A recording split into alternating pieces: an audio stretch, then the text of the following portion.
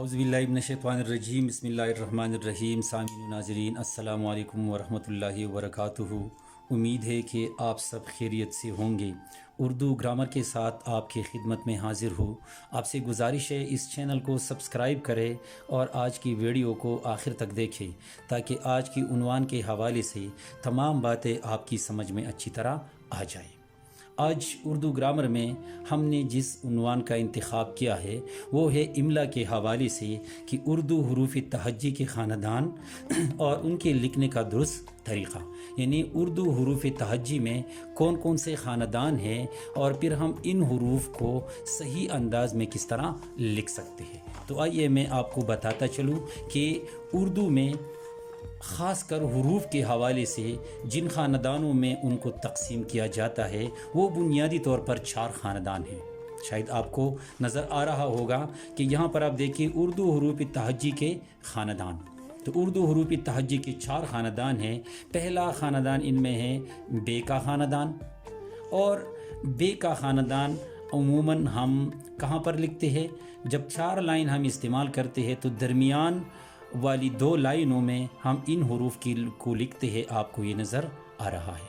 اسی طرح اس کے بعد ہے جیم کا خاندان۔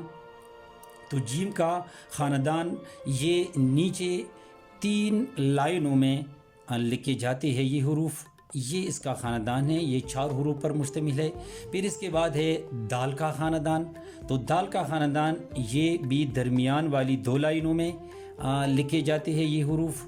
اور پھر آخری خاندان جو حروف تہجی کے حوالے سے ہے وہ ہے رے کا خاندان، اور یہ بھی جو درمیان والی 2 لائنیں ہیں ان میں یہ لکھے جاتے ہیں۔ میں آپ کے سامنے ایک پریکٹس کر کے دکھاتا ہوں کہ ہم ان کو کس طرح لکھیں گے۔ یہاں آپ ملاحظہ کر سکتے ہیں یہ میں نے لکھے ہوئے ہے۔ اب میں آپ کے سامنے یہ لکھتا ہوں کہ ہم ان کو کس طرح لکھیں گے۔ تو بے کا خاندان درمیان والی 2 لائنوں میں یہ حروف ہم لکھیں گے، یہ ہے بے، پھر اس کے بعد ہے پھے، یہ ایک ہی خاندان کی حروف ہے، پھر اس کے بعد ہے تھے، پھر اس کے بعد ہے ٹھے، اور اس کا جو آخری حرف ہے وہ ہے سے۔ تو آپ نے دیکھ لیا کہ ان حروف کو ہم کس طرح لکھیں گے۔ یہ اردو حروف تہجی میں سے پہلا خاندان ہے جسے کہتے ہیں بے کا خاندان۔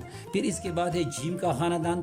تو جس طرح آپ کو معلوم ہے کہ جیم عموماً نیچے 3 لائنوں میں لکھا جاتا ہے، تو یہ 4 حروف ہے جیم کے خاندان میں، اور یہاں سے شروع کر کے ہم یہاں پر نیچے لائن تک لائیں گے اور درمیان میں یہ نقطہ لگائیں گے۔ جیم اس طرح لکھتے ہیں، اسی طرح یہ ہی بھی اسی طرح ہم لکھتے ہیں، لہٰذا یہ اسی خاندان کا ایک فرد ہے۔